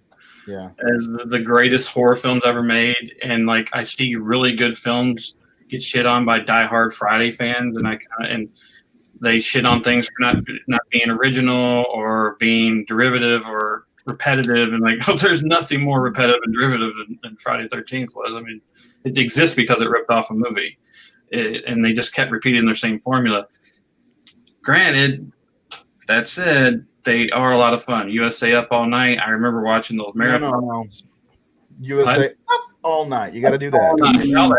I remember watching like Joe Bob Briggs showing up, hosting a marathon. They are the movies like I can casually watch. I can put on, have a good time. I don't have to really invest everything into them and pay attention because that's the kind of movies they're like. They're popcorn flicks. Yeah, popcorn. They're not food. They're good. They're candy. They're enjoyable. They taste fun. They taste good. Maybe that's why they're so popular. They go down easy. Yeah, I think it is. Like it's hard not to enjoy them unless it's part 3. Like you say, you fall asleep. But even then, part 3, the charm to part 3 is because it still feels like those other movies. It still has that nostalgic pull, where it still feels like those other Jason movies that we love. And again, they get mixed up. I can't remember who's in which one and all that sometimes because they are so familiar and they have so many. It's all about the deaths and the body counts. So because of that, I don't invest as much into them, but I recognize them for what they have achieved and how much people love them. I guess I get tired of them being the benchmark of horror for some reason, but for a lot of people, they shouldn't be. When they should be. No. But other than that, again, I like them. As far as ranking them, 6, I would go part 3 would be my bottom. I guess part 5 next. Part 1, part 4, part 2, and part 6. Okay, well, David Gill chimes in here with 5, 1, 2, 6, 3, 4 as his favorites, being back and forth on 3 and 4. And that's cool. We're all so different, and that's what's cool about them. Like all these, everybody likes them, but everybody's ranking them differently. Well, we're gonna do this after we all get the chance to watch the movies again, all 12 of them. We're gonna go and do a ranking show and rank the definitive, the Horror Syndicate Discourse Friday the 13th ranking list. It'll be a mixture of all of ours together because I want Nate to go to work. So, but Nate likes making wishes. So I ain't got to work. Lists. I'm talking about work. I want you to go to work on making. Go to work.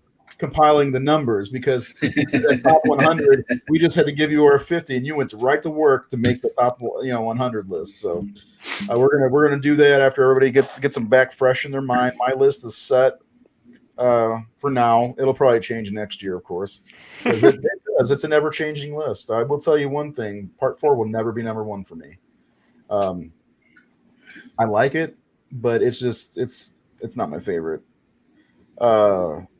Copied the other 2, 3 so many times. Yeah.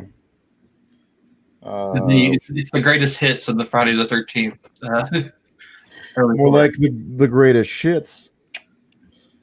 Anyway, I love the series. They're fun. I think they're fun for almost any age. I mean, there's nudity and there's killing, but it's come on, they're just fun movies, popcorn movies.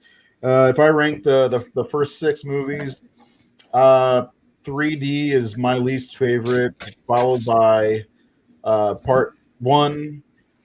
Then the final chapter is the 4th one. Then A New Beginning, Part 2, and Jason Lives is the best of all. And Luke Hardman throws his rankings, all of them actually. Is this the best to worst? Because if I see 6 as the worst one and you got Jason X as the best one, I'm gonna cry.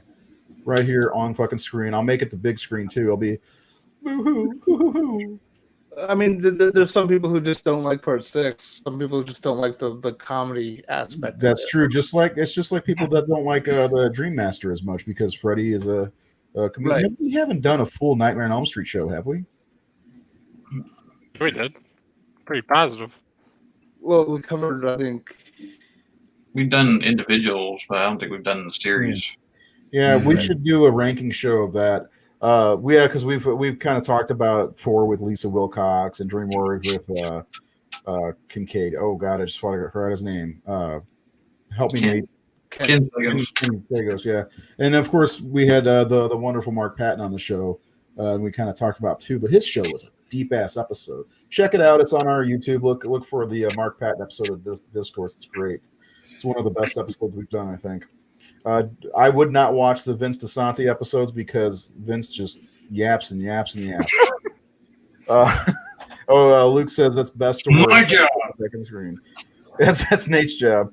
So you got Jason Lives, the final chapter, part 2, 3, 7, 9, 5, 8, 0. I guess that's the first one, and then 10. It's a fine list, my friend. Fine list. Yes, do a ranking nightmare show. David Gill, you know what? Your wish is Nate's command. He's gonna do it. He's gonna rank the movies for us. Spoiler alert: number 1's gonna be a Nightmare on Elm Street. I'm pretty sure. So yeah, Dream Warriors will probably be number 2. I bet you I could probably guess how the ranking will fall of all of it. It feels like it's obvious with that series. Like how ranking the Halloween movies can, when you get to the middle, it can get a little mucky. But like with I don't know, there's somebody in my nightmare group who hates Dream Warriors, thinks it's the worst one. And there's people who think Freddy's Revenge is the worst one, and it's not. Yeah. It's obviously Freddy's dead. It's weird too, because like sometimes like when I go in groups, I mention my love of Part 4 of Dream Master. Mm-hmm. I feel like I'm like one of the very few. Like everyone else is just like, no, that sucks. That's when it took a turn for the worse. I know Ray likes it, and I know he's got back on it, but I love it. It's just like with anything. There's just so many different fans and so many different opinions, and yeah. We all love them for different reasons. Like when we did that Never Sleep Again book, people didn't order it because they did. There was a lot of people said, "Look, I just never liked the original. If it was about the whole series, I'd buy it, but I don't like the original." That's odd. And, yeah, so I mean, that's odd. Holy shit, Dream Master is the shit. Fucking A, right? It's the shit. That's my go-to, and that's something about most series. Everybody has a go-to. And I know I think that's Seth's go-to. Nate, what's your go-to for Nightmare? if I'm putting them on, When was the last time you watched one? I don't know. I'm curious. Part 4 is very, very close to my heart because it was the first one I saw in theaters. It was the movie my dad took me to see. It was I do adore that one. It's probably my 3rd favorite of the series. It's hard when I get to those first 4. It's hard for me to rank because I love all 4 for different reasons. And then New Nightmare is the weird one because New Nightmare is the one I think is just genius and it's so good, but it lacks the nostalgia for me because I was like in college when it came out, so it doesn't have the appeal to me that the ones I saw when I was 12.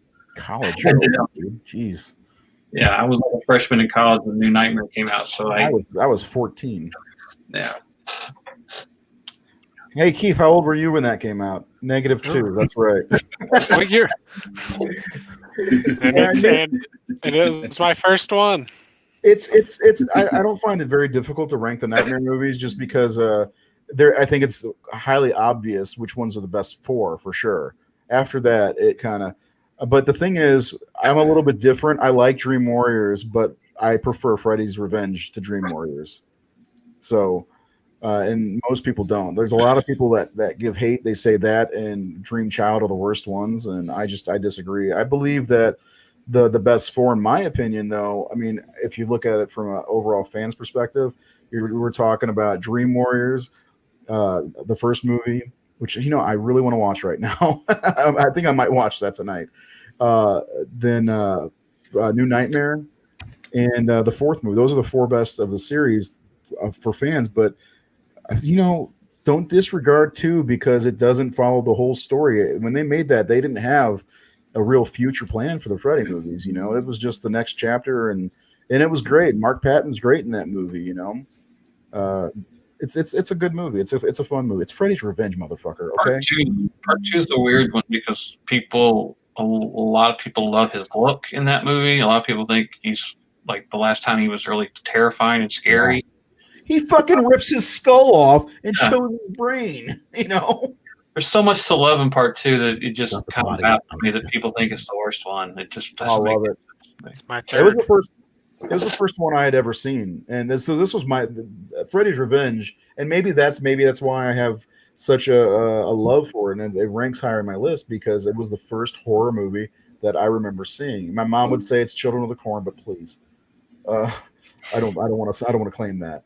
Freddy's Revenge is the movie that really got me kickstarted into horror, and then immediately after that, it premiered on HBO one night, and right after it was the first movie. And I fell in love with the glove more than anything. The glove was the coolest fucking weapon ever.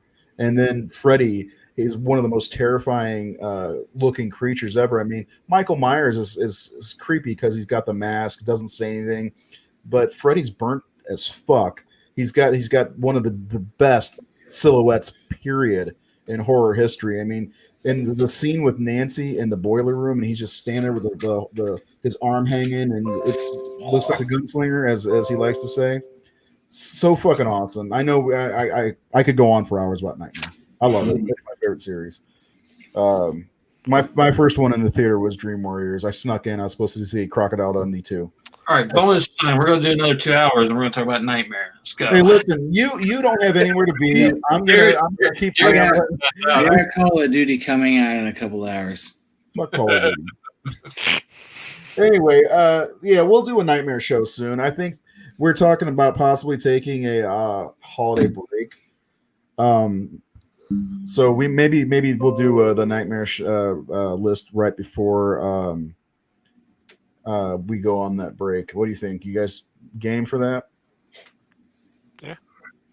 Yep. I'm game for talking. What's that, Nate? Nate will break out his gloves. He'll break out his. He's got tons of Freddy paraphernalia. Anyway, we do want to thank you for hanging with us tonight, watching the show. Everybody loves Jason. Everybody loves Jason. Hey, do me a favor, Keith. Give me the finger with that thing. Hold on. Put it up on the screen. Give everybody the finger. Yeah, there we go. All right. Brian Sills special, right? Yep. Yeah, I need to get a really good glove. I got the NECA glove, and it's horse shit. So the fingers do not move. They're stuck in that position. Anyway, yeah, thanks for sticking with us. Check us out on YouTube if you haven't already. Subscribe to the Horror Syndicate. Check us out on Facebook. We do have a Twitter. Jared, what's going on with you?